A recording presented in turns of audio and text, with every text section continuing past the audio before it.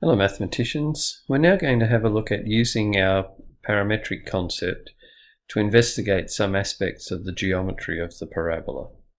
The first thing that we'll have a look at is to do with chords of a parabola.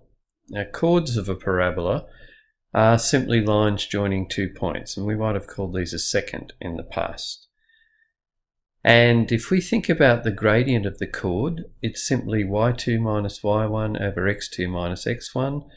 I'm sure that when you glance at that top line now, then you're going to see a difference of squares up the top, a outside of p squared minus q squared, which gives us this.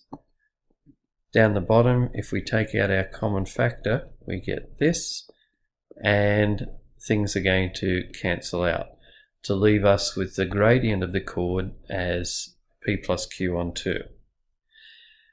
Hence, the parametric equation of the chord is found by using y minus y1 equals m outside of x minus x1.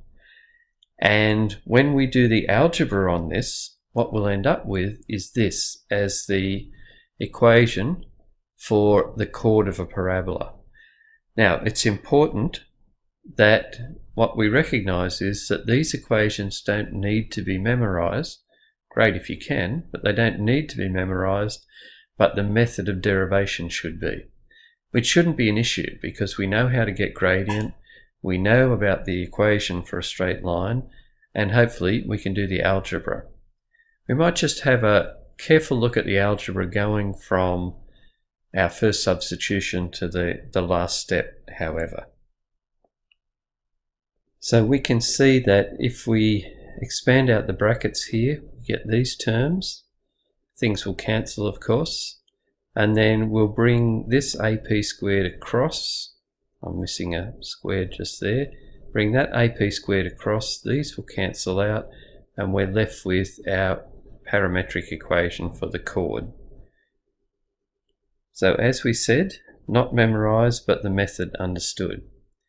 Now what we're going to look at next is what happens if the chord actually passes through the focus. So in which case it's a focal chord. And if we have a focal chord, then the coordinates of the focus, 0 and a, must satisfy our equation for the chord, this equation just here. So if we plug 0 in as our x value and a as our y value, you can see then that what we'll get is that PQ must equal minus 1. So if a chord has the product of those parameters, PQ equaling minus 1, then it's a focal chord, or vice versa. If we can show, or if we know that we have a focal chord, then we know that PQ equals minus 1. So this is a result, again, which we should know how to work with. It's probably a good one, though, to actually tuck away in the back of your memory somewhere.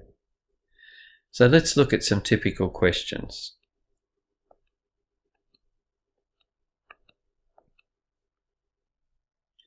So this example says, first of all, find the chord joining points with parameters 2 and minus a half on this curve, which we would recognize, for what it's worth, as a parabola where a is going to have the value 3, 2a2 at squared.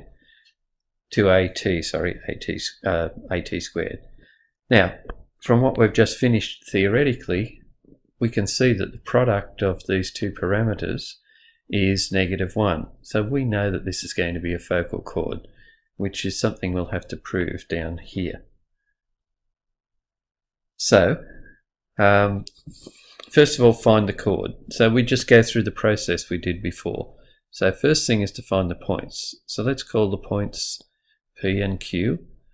So P will be the point with coordinates 6 times t, so that's 12, and 3t squared, so that's 3 fours at 12 as well. And Q will be the point minus a half, sorry, 6 times minus a half, which is -3, and 3 times minus a half squared, so that'll be 3/4. Now we could use this to find the equation of the slope, or the expression for the slope between these 2 points, then we could take one of these, put it into y minus y1 and solve it from there. But interestingly, if we can also remember that the slope of this line is p plus q on 2 from our previous derivation, it becomes a lot easier to calculate, because that's simply 2 plus minus a half, which is 3 on 2, all over 2. So the slope of this line is 3/4, without us having to have worked out both pairs of points.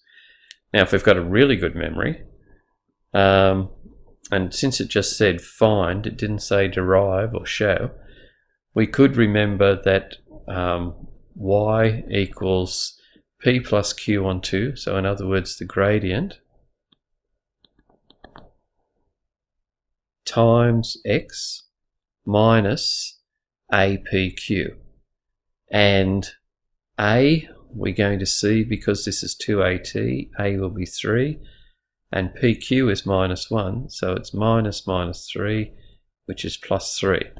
So we'll just keep that tucked up our sleeve for the moment, and we'll push on with a slightly extended version. So if we use y minus y1, so we can work out one of these points. So let's, since we have worked them out, let's use 12, 12.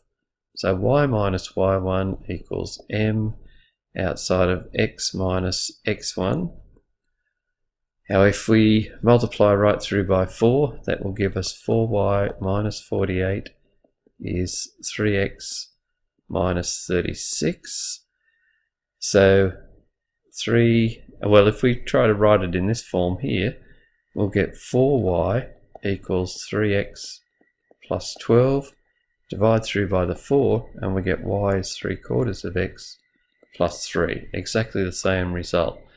So we've got lots of pathways to our solution now. In part B, it says find the Cartesian equation of the parabola and the coordinates of the focus. So to get the Cartesian equation of the parabola, we've got our two parametric equations. We eliminate t. So if we do that, then if we took, for example, that from our x equation, that t is equal to x on 6, and we plug that into our y equation, we're going to get therefore that y equals 3 times x on 6 all squared, so that's x squared on 36. So this will cancel to 12, so we get x squared equals 12y. Now at that point there, we know that this is of the form x squared equals 4ay, so a equals 3, which agrees with what we already knew. So this is the Cartesian equation of the parabola. Because it has this layout, the vertex is at 0, 0. The focus is going to be at 0a, so 0, 3. So the focus is 0, 3. And in part C, show by substitution that the chord in part A is a focal chord. Well, if it's a focal chord, then it must pass through 0, 3, so 0, 3 must satisfy it. So if we put 0, 3 in y equals 3/4 x plus 3, therefore we get that 3 equals 3/4 times 0 plus 3, which is therefore true. So 0, 3 satisfies y equals 3/4 x plus 3, therefore it's a focal chord.